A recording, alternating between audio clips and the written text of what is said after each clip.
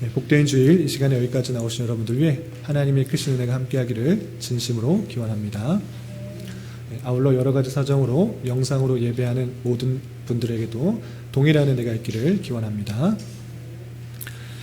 9월이 되어서 날씨가 아주 좋습니다. 전형적인 그 가을 날씨가 되어서 많은 곡식들이 또 과일들이 맺어져가는 그런 계절이 되었습니다. 부탁을 드리는 것은 그 여러 가지 결실을 맺는 그 과일들과 곡식들을 보면서 우리의 신앙의 결실을 어떻게 맺어가고 있나 늘 점검하면서 하나님께서 주신 여러 가지 성령의 열매들을 잘 맺어가며 그리스도인답게 하나님의 백성답게 잘 신앙의 결실을 맺어갈 수 있는 그런 우리들이 되는 그런 시간이 되었으면 좋겠습니다. 계속해서 지난주에서는 느헤미야를 읽었는데 에스라를 읽었는데 지난주에 이어서 에스라에 이어서 느헤미야를 읽게 됩니다. 느헤미야가 어떤 책인지 간단하게 소개를 해드리고 또 오늘 말씀 본문을 통해서 교훈받을 것이 무엇인지 생각해보는 시간을 갖도록 하겠습니다. 신앙생활을 처음 하시고 또 신앙생활을 오래 하지 않은 분도 있기 때문에 이거 간단하게 말씀드리면 저희가 읽고 있는 성경, 그 성경의 부분 중에서 역사서라고 하는 부분을 저희가 읽고 있습니다. 성경 66권 중에 역사서는 어떤 부분인가 라고 할 때 하나님께서 이 세상을 어떻게 창조하시고 역사하셨는가를 계속적으로 기록해 놓은 것입니다. 그 기록을 통해서 우리가 무엇을 깨달을 수 있는가 라고 할 때 하나님께서 말씀하신 것, 그 말씀이 어떻게 신실하게 이루어지고 있는가가 그걸 보여주고 있는 것입니다. 하나님께서 택하신 백성이 있고 그 백성들이 죄를 지었기 때문에 그들의 힘과 능력으로서는 구원을 받을 수가 없다. 그러나 하나님께서는 그 택하신 백성을 구원하시기 어떻게 하셨는가? 그 죄 많고 부패한 그 백성을 구원하시기 위해 사람의 모습으로 오신 예수 그리스도를 통해서 구원을 얻게 하실 것이다 라는 것들을 말씀해 주신 것입니다. 그 말씀을 어떻게 신실하게 이루어지고 계시는가를 역사서를 통해 보여주는 것입니다. 하나님께서 그 말씀하신 그 내용이 어떻게 정말 이루어지는가를 역사서를 통해서 볼 수가 있는 것이고 그 말씀이 실제로 이루어지고 있구나를 통해서 하나님의 신실성 그리고 우리를 구원하시기 위해 예수 그리스도를 보내시기 위해서 다양한 방편을 통해서 또 역사하시는 하나님을 보여주고 있는 것입니다. 그래서 우리가 역사서를 대할 때 단순히 역사에 무엇이 일어났는가 그냥 나무만 세부적인 이 내용들만 외우는 것이 아니라 큰 그림 하나님께서 전체를 이 세상을 어떻게 운행하시는가를 함께 보며 이 세세한 부분 그러니까 나무와 숲을 동시에 볼 수가 있어야 될 것입니다. 역사서를 읽을 때 하나님께서 약속하신 그 말씀은 신실하게 이루어지고 있다라는 사실들을 바라보면서 그 안에서도 하나님께서 세세적으로 세세하게 사람들을 움직이시고 이끄시는 하나님의 손길들을 함께 바라볼 수 있는 그런 우리가 되어야 될 것입니다. 지난주에는 에스라의 말씀을 대하는데 에스라는 어떤 말씀이었는가 라고 할 때 하나님께서 택하신 그 백성들 얼마나 부패하고 타락하는지 하나님 없이는 그 백성들이 날마다 죄를 짓고 살아갈 수밖에 없는 우리 연약한 인생들의 모습을 잘 보여줬습니다.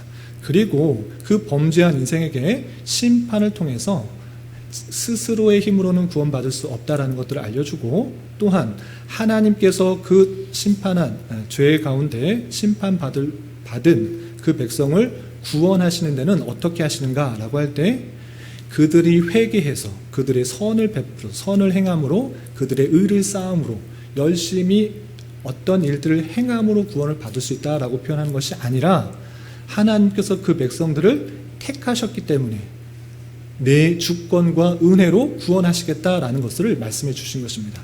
그리고 그 말씀 그대로 하나님께서 이스라엘 백성들이 우리나라가 일제 치하를 겪은 것처럼 또한 6.25를 겪은 것처럼 전쟁에 의해서 망하게 되었습니다. 그럼에도 불구하고 하나님께서 약속하신 그때가 되자 에스라 선지자와 또는 수룹바벨이라는 선지자를 통하여서 포로에서 되돌아와서 예루살렘에게 살 수 있게 하는 회복의 역사를 보여주는 것입니다. 그래서 하나님의 뜻, 하나님의 은혜, 하나님의 주권 가운데 그 백성들이 구원받을 수 있다는 것을 역사서를 통해서 알려주고 있는 것입니다.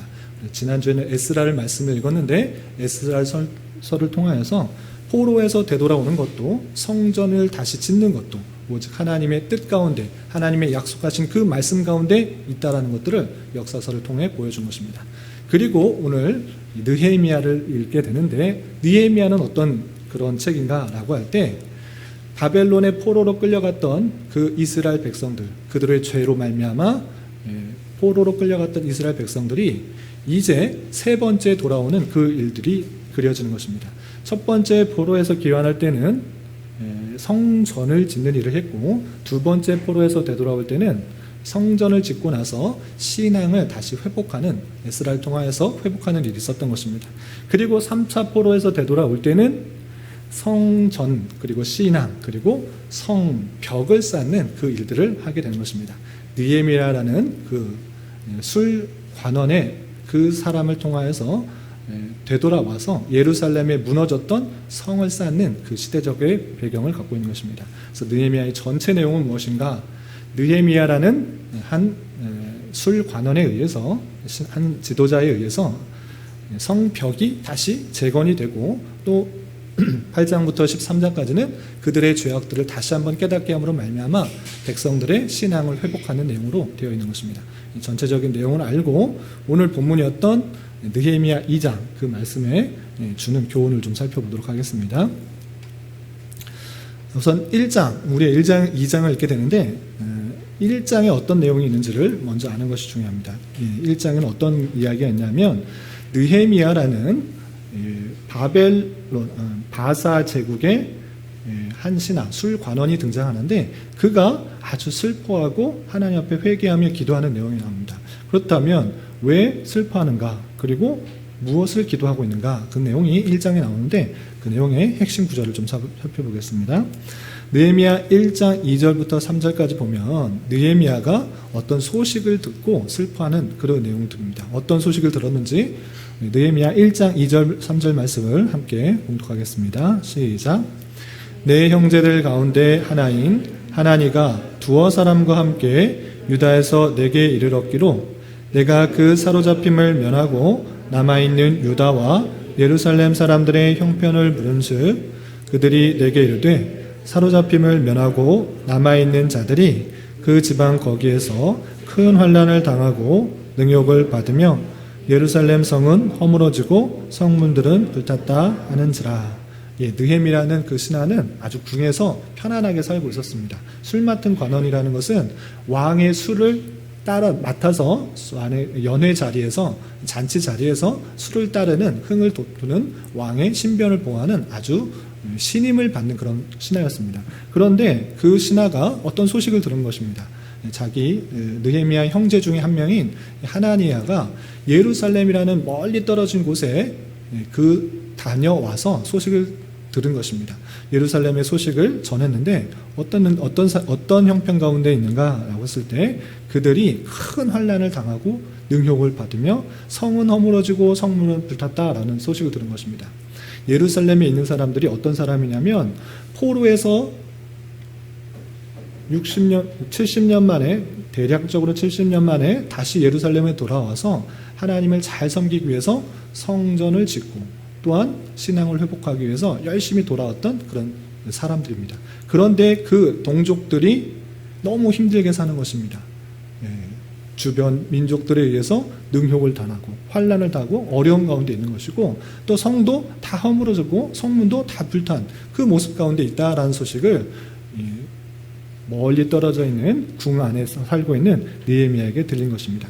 그 소식을 듣자 어떻게 했는가 4절에서 보면 내가 이 말을 듣고 앉아서 울고 수일 동안 슬퍼하며 하늘의 하나님 앞에 금식하며 기도하였다라는 것입니다.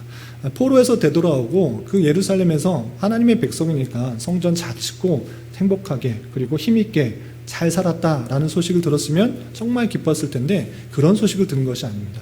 다시 돌아왔던 포로에서 되돌아왔던 그 백성들이 너무나 힘들게 살고 주변으로부터 환난을 당하고 핍박을 당하고 또 성도 제대로 되어 있지 못하다는 사실을 듣자마자 울면서 수일 동안 슬퍼하면서 금식하며 하나님 앞에 기도를 하는 것입니다.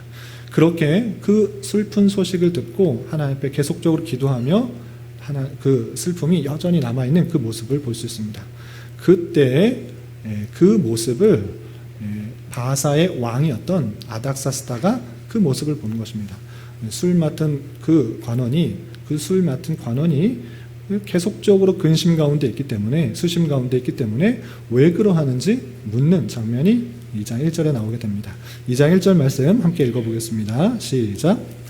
아닥사스다 왕 제20년 니산월에 왕 앞에 포도주가 있기로 내가 그 포도주를 왕에게 드렸는데 이전에는 내가 왕 앞에 수선 없었더니, 아닥사스당 제20년 정도 되었을 때 포도주를 드리는 그런 일들을 하게 되었습니다. 그런데 예전에는 왕 앞에 수심이 없고 근심이 없고 즐거운 마음으로 왕에게 술을 드리는 그 일들을 감당했는데, 1장에서 우리가 방금 살펴본 것 같이 예루살렘의 성도들이 어려움 가운데 있다라는 소식을 듣고 근심과 걱정 가운데 있는 모습이 그대로 왕에게 보여진 것입니다.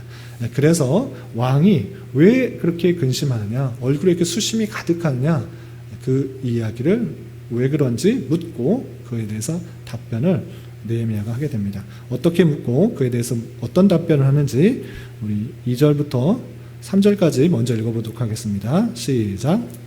왕이 내게 이르시되 내가 병이 없거늘 어찌하여 얼굴에 수심이 있느냐, 이는 필연 내 마음에 근심이 있음이로다 하더라. 그때 내가 크게 두려워하여 왕께 대답하되 왕은 만세수를 하옵소서. 내 조상들의 묘실이 있는 성읍이 이제까지 황폐하고 성문이 불탔사오니 내가 어찌 얼굴에 수심이 없사오리까 하니. 왕이 물었습니다. 너 여태까지 그런 적 한 번도 없는데 왕, 나에게 술 따를 때 얼굴 표정이 항상 즐겁고 좋아서 내 기분이 항상 좋았는데 지금 너 얼굴 표정 보니 근심 있는 게 맞다. 너 얼굴에 수심이 가득하다. 그거 왜 그러냐? 너 건강도 좋은 것 같은데 왜 그러한지 말해보라. 이렇게 했던 것입니다. 그러자 그 술관원 느헤미야는 이렇게 말합니다. 왕께 대답하되 왕은 만세수를 하옵소서. 왕이여 건강하십시오 라고 말을 하면서 자신의 속마음들, 왜 근심하고 있는지 수심이 있는지 이렇게 말합니다. 내 조상들의 묘실이 있는 성읍 예루살렘, 그 성읍이 아직도 수십 년이 지난 지금도 황폐하고 성문이 불탔다는 이야기를 들었습니다. 그런 이야기를 들었는데 어찌 같은 민족으로서, 같은 이스라엘 백성으로서 어떻게 제가 즐거워할 수 있습니까?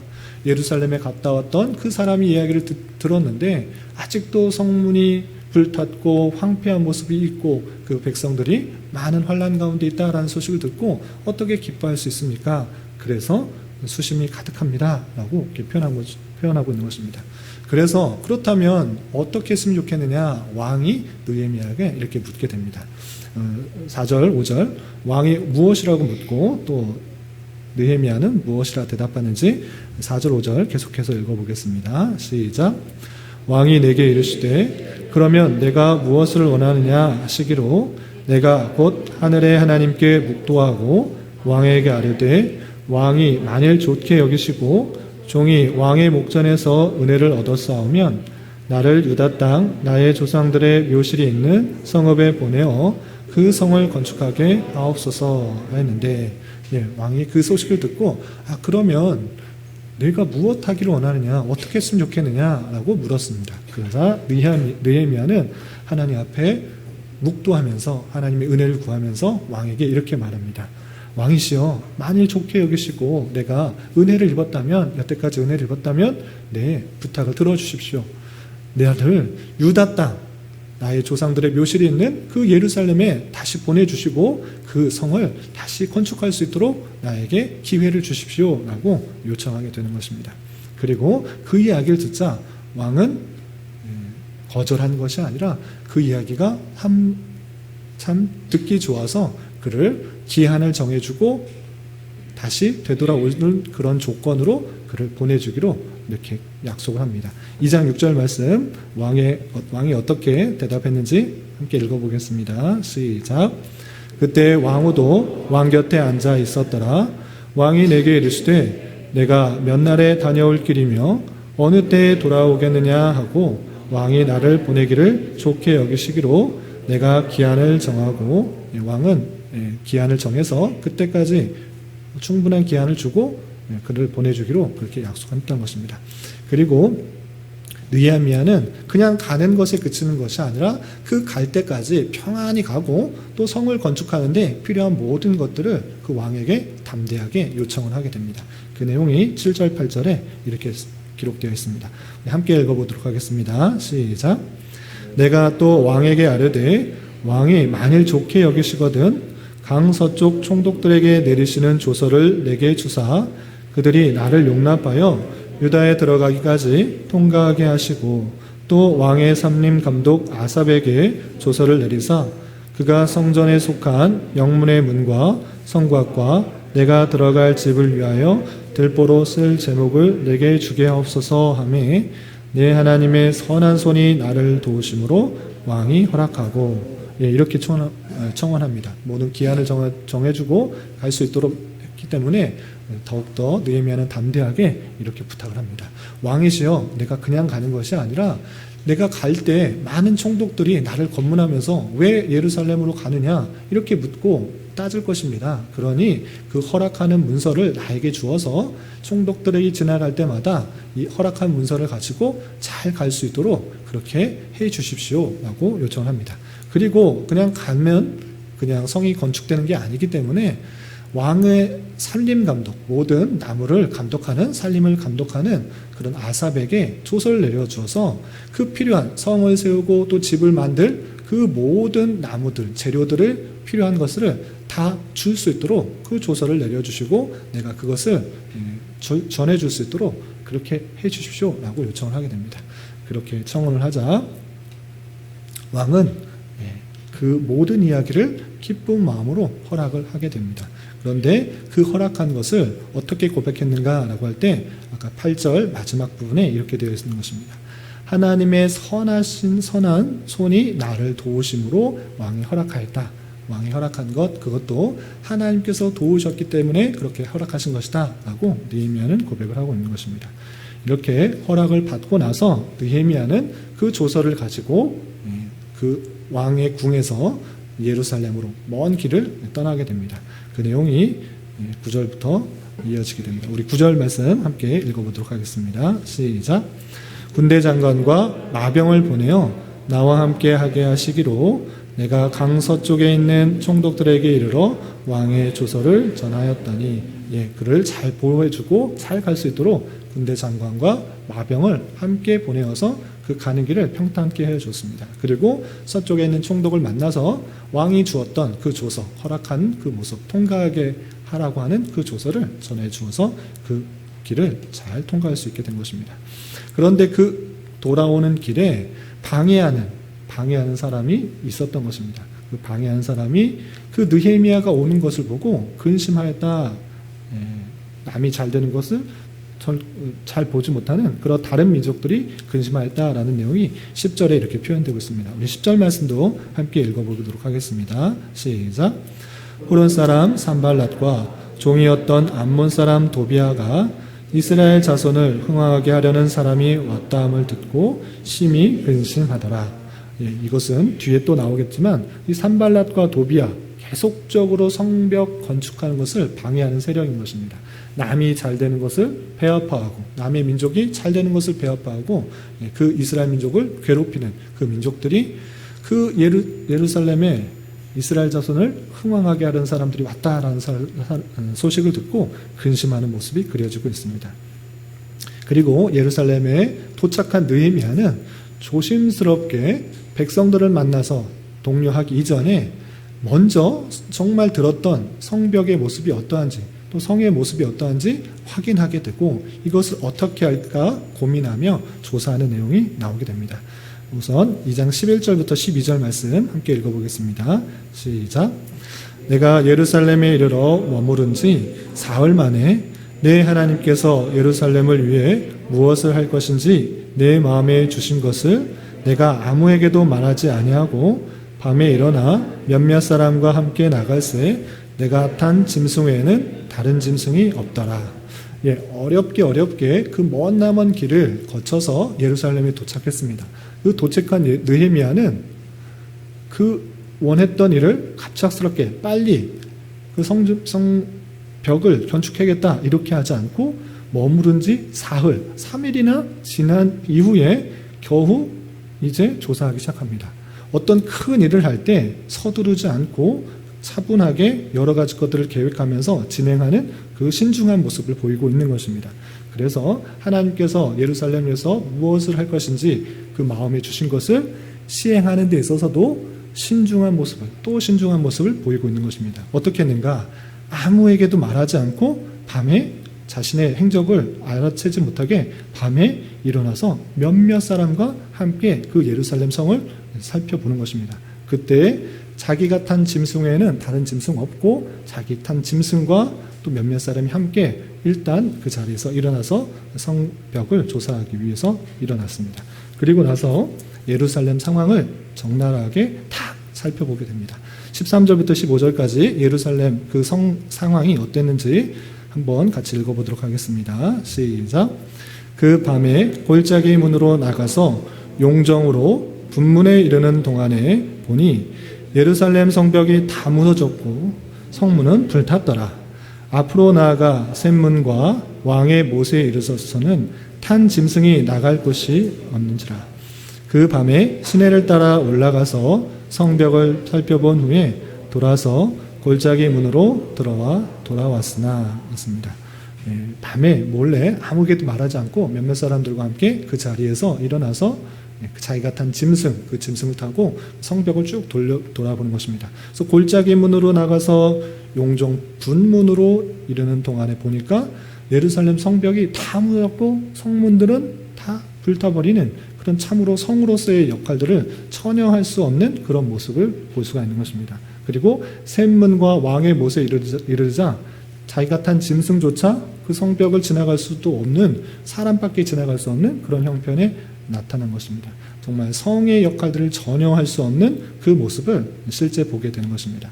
그런데 그래서 골짜기 문, 분문, 또 샘문 이런 문이 있는데 신앙생활을 오래 했어서도 예루살렘 성이 어떻게 생겼는지 또 어떤 문이 어떻게 생겼는지 어디쯤에 있는지 잘 모를 수가 있기 때문에 제가 그림을 하나 준비했습니다. 성이라고 생각하면 우리가 그냥 영화에서 봤을 때 그냥 둥그런 큰 성을 생각할 수 있는데 예루살렘 성은 이렇게 둥그렇게 동그랗게 되어 있는 성이 아닙니다. 그 지형에 맞추어서 높이 쌓아 올린 그런 성입니다. 그래서 예루살렘은 요새처럼 골짜기가 사방은 아니고 동쪽과 남쪽으로 크게 되어 있습니다. 흰놈의 골짜기와 또 갑자기 생각이 안 나네요. 하여튼 동쪽과 남쪽에 두 개의 큰 골짜기가 되어 있고 그것을 위로 언덕처럼 해서 성을 쌓아 놓은 것입니다. 그래서 이렇게 길쭉하게 되어 있는 성이 예루살렘 성인 것입니다. 그런데 이 원래 성의 모습에 있어서 그 바벨론의 공격에 의해서 이 성이 다 무너지게 되었던 것입니다. 그런데 지금 나오는 그 문이 어딘가라고 했을 때 맨 처음에 골짜기 문으로 가서 분문까지 쭉 이르렀다라고 표현했는데 골짜기 문은 그 성의 서쪽 편에 있는 중간 정도 되는 그런 문입니다. 그리고 그 아래쪽 제일 끝에 보면 분문이 있는데 분문은 무슨 뜻이냐면 이 분이 변이라는 뜻입니다. 그래서 변이 나갈 때 다른 문으로 가지 않고 항상 변은 이쪽 문을 통해서 바깥으로 버리는 것입니다. 각각의 문의 역할들이 있는데 분문은 맨 밑에 성의 바깥쪽으로 그 변을 버리는 그쪽의 문인 것입니다. 골짜기 문에서 분문 쪽으로 갔다가 샘문에 이르렀을 때는 자기 탄 짐승이 지나갈 수가 없는 그런 모습 가운데 있었다라는 표현이었습니다. 그래서 여기도 다 무너졌고 이 샘문에 이르러서는 자기가 짐승을 타고 지나갈 수 없을 정도로 성벽이 완전히 무너진 그 모습을 볼 수 있습니다. 그래서 그 샘문을 지나서 쭉 돌아서 시내를 따라서 쭉 돌아서 골짜기 문까지 왔다 이런 표현이 있는 것입니다.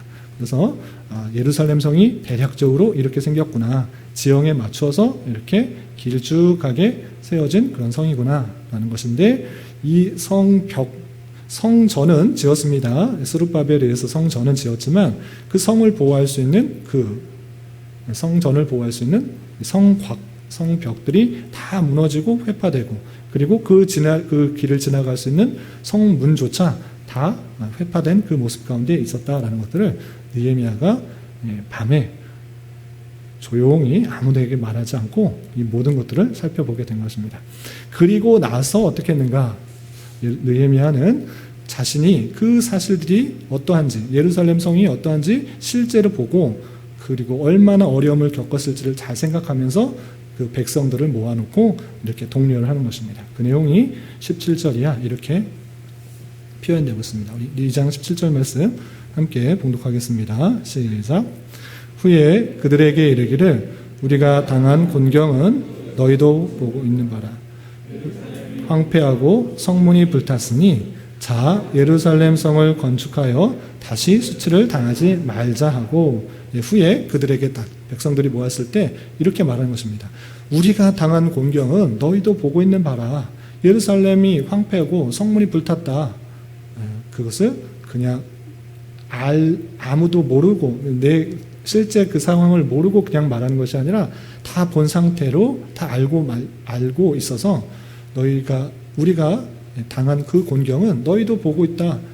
예루살렘이 황폐하고 성문이 불탔다 라고 표현하고 있는 것입니다. 그리고 그렇게 수치를 당하지 말고 우리 성을 건축하여서 견고하게 하자 이렇게 요청을 하는 것입니다.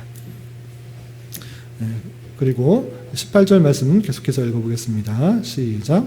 또 그들에게 하나님의 선한 손이 나를 도우신 일과 왕이 내게 이른 말씀을 전하였더니 그들의 말이 일어나 건축하자 하고 모두 힘을 내어 이 선한 일을 하려 하매, 그렇게 수치를 당하지 말고 성을 건축하자라고 하면서 그것이 끝난 것이 아니라 그들의 마음을 움직이기 위해서 내가 이쪽에서 어떻게 오게 되었는지, 하나님의 선한 손길이 어떻게 인도해 주시고 또 왕이 어떤 도움을 줬는지 그 모든 일을 잘 설명한 후에 이제 일어나 건축하자 이렇게 했더니 그들이 모두 힘을 합하여서 그렇게 느헤미야를 따라서 성을 건축하고 힘을 내어서 선한 일을 하려고 마음을 모았던 것입니다. 그리고 19절부터 20절에 아까 산발랏과 도비야 또 아라비아 사람 게셈이 그 성벽을 건축하려는 것들을 계속적으로 비웃고 조롱하고 방해하려고 할 때 백성들에게 느헤미야는 하나님께서 함께 하시고 우리가 도와주실 것이니까 힘을 내자라고 격려하는 내용이 마지막 19절부터 20절에 이렇게 기록되어 있습니다. 우리 19절 20절 말씀 함께 읽어보도록 하겠습니다. 시작.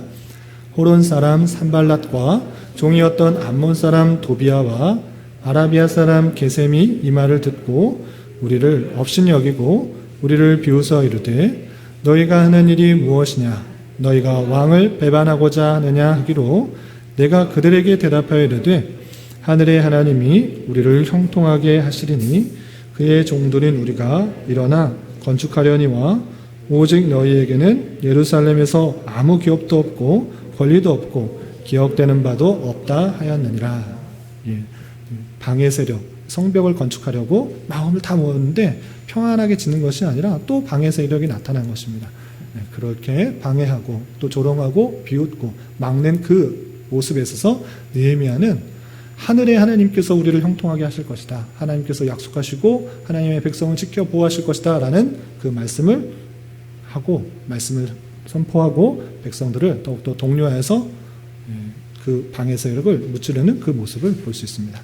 이런 내용이 2장에 걸쳐서 쭉 나왔는데 이 내용을 통해서 교훈받을 것이 무엇인지 간단하게 정리하도록 하겠습니다. 첫 번째, 느헤미야는 어떤 사람이었으며 어떤 수심이 있었는가 잘 생각해 보면 좋겠습니다. 느헤미야는 어떤 사람이었습니까? 바사의 왕궁에서 왕의 신임을 받는 그런 사람이었습니다. 바사의 왕에서 그때 당시에 바사 왕 페르시아는 이 세계를 정복할 만한 그런 힘과 능력이 있는 그런 나라였습니다. 그런 나라의 술 맡은 관원, 술 관원이라는 것은 왕의 신임을 아주 잘 받은 사람이었습니다. 그 사람이 근심하는 것, 걱정하는 것, 수심하는 것이 무엇이었는가라고 할 때 자신의 백성들, 자신의 동족들이 어려움에 당한 것을, 또 예루살렘 성벽이 회파된 것, 성문이 회파된 것을 걱정하고 근심하고 있는 그 모습을 볼 수 있습니다. 이 모습을 통해 성도의 모습이 어떠해야 되는지를 잘 보여주는 것입니다. 그것이 무엇입니까? 그냥 내 자신이 잘 먹고 잘 살고 또 높은 위치에 좋은 것을 누릴 수 있고 유지할 수 있고 그렇게 되는 것에만 관심이 있는 것이 아니라 성도로서의 관심은 어디에 있어야 되는가? 하나님의 교회 공동체의 모습에 더욱더 관심이 있어야 되고 하나님의 나라에 더욱더 관심이 있어야 된다라는 것들을 보여주고 있는 것입니다. 잘 생각해 보면 나라가 없이는 그 백성이 올바로 살 수가 없습니다. 여러분들도 매스컴을 통해서 보았듯이 제일 최근에 가장 그 해외 이슈 중에 하나가 탈레반, 아프가니스탄의 탈레반의 정권이 장악해서 많은 사람들이 핍박받고 그 공포 정권, 그 무력 정권, 잘못된 나라의 통치를 받지 않기 위해서 수많은 사람들이 목숨을 걸고 빠져나오는 모습을 보셨습니다. 나라가 서지 않으면, 나라가 올바로 서지 않으면 그 백성이 올바로 살 수가 없다라는 것들을 아주 잘 보여주는 사건이라 생각합니다. 마찬가지로 우리의 신앙도 마찬가지입니다. 내 신앙이 바로 서면 되지. 내가 하나님 앞에 올바로 서면 되지. 이것만 생각하면 안 된다는 것입니다. 하나님의 나라의 공동체 전체를 생각할 수 있는 그 마음이 교회 공동체 안에서 아주 중요하다는 사실들을 잊지 말아야 될 것입니다. 내가 구원받고 내가 하나님 잘 믿으면 되지. 쉬운 말로 그냥 인터넷 예배를 통해서 설교 틀어놓고 하나님 앞에 말씀 잘 듣고 또 헌금 잘하고 또 신앙생활 잘하면 되지. 무슨 상관이 있는가? 그렇게 신앙생활 하면 되지 라고 생각하는 그 자체가 상당히 위험하다는 사실들을 잘 알아야 될 것입니다. 교회 공동체는 한 사람 한 사람을 부르셨을 뿐만 아니라 교회 그 공동체, 하나님의 나라, 하나님의 통치가 이루어지는 그 공동체를 함께 하나님께서는 이루도록 하셨다는 사실들을 잊지 말아야 될 것입니다. 내가 올바로 신앙생활 하기 위해서는, 내가 하나님 말씀을 올바로 듣기 위해서는 그 교회 공동체, 하나님의 말씀이 선포되는 그 공동체가 잘 설 수 있어야지만 그 신앙생활을 바로 할 수가 있고, 그것 아래서, 그 바른 신앙 관계 안에서 내게 주어진 모든 사회적인 삶을 할 수 있다는 사실들을 잊지 말아야 될 것입니다. 그 하나님과의 관계, 신앙과의 관계, 그 교회 공동체 안의 관계가 어그러지면 우리의 주어진 공부하는 삶이나 여러 가지 직장 삶이나 원하는 많은 대인관계에 있어서 어그러질 수밖에 없다는 사실들을 잘 알고 우리의 관심 더욱더 추구해야 될 것이 무엇인가 라고 할 때는 하나님의 교회 공동체가 올바로 서고 그것이 잘 서기를 바라는 마음으로 더욱더 힘써야 될 것입니다. 우리는 어떠한 관심이 있으며 어떠한 것 때문에 근심하고 있는지 잘 되돌아봐야 될 것입니다. 그것이 단순히 나와 내 자신만의 유익만을 위한 것은 아닌지, 또한 잠시 있다가 없어질 땅의 것들을 더 갖지 못한 것으로 인한 근심과 걱정은 아닌지 되돌아보아야 될 것입니다. 하나님의 백성이요 하나님의 성도라면 자신의 일을 넘어서 하나님의 교회에 관심을 두며 혹 그 공동체가 겪고 있는 여러 가지 어려움은 없는지 되돌아보며 근심하며 걱정하며 기도할 수 있는 자가 되어야 될 것입니다. 이렇게 한 마음을 품을 수 있는 우리 모두가 될 수 있기를 부탁을 드립니다. 또 한 가지 생각해야 될 것은 느헤미야는 그 근심 걱정하는 것, 수심을 갖고 있는 데서 그치지 않았다는 것입니다. 그냥 한편으로 생각하면 느헤미야는 상당히 멀리 떨어져 온 곳에 있습니다. 아무리 열심히 가도 사람들이 4개월 동안 가야지만 갈 수 있는 곳이 예루살렘이었습니다. 그런데 그렇게 멀리 떨어진 곳에 그 소식을 듣고 그냥 걱정하고 근심하고 기도하면 되지라고 끝난 것이 아닙니다. 느헤미야는 어떻게 했습니까? 자신이 맡은 자리에서 어떻게 도울 수 있는지 걱정과 근심하는 동시에 내가 할 수 있는 것이 무엇일지를 고민하며 하나님께 간구하고 실제 왕에게 요청을 했다는 것이 중요합니다. 많은 성도들이 기도만 하고 실제 행하진 않습니다. 어떻게 됐으면 좋겠습니다. 하나님 이렇게 이루어 주십시오라고 기도는 하지만 실제로 행하지 않는 그런 모습들이 너무나 많이 있는 것을 보게 됩니다. 그러나 하나님께서 이 세상을 어떻게 다스리는지를 잘 알고 우리가 그것을 행하는 것이 중요합니다. 단순히 기도했다, 그것으로 나의 책임이 끝났다라는 것이 아니라 하나님께서 기도하게 하시고 그 기도를 통해서 역사하신다는 그 사실들을 잊지 말아야 될 것입니다. 그러니까 쉬운 말씀으로 드려서 그것들이 생각나는 것, 부족함이 보이는 것, 연약함이 보이는 것, 그것은 단순히 내가 그것을 볼 수 있었다라는 것이 아니고 하나님께서 그것을 보게 하신 것입니다. 그 연약함, 분욕함, 그것들은 내 눈에만 보이게 하시고 하나님께서 그 내 달란트, 내 위치에서 그것을 연약함들을 보이게 하신 것입니다.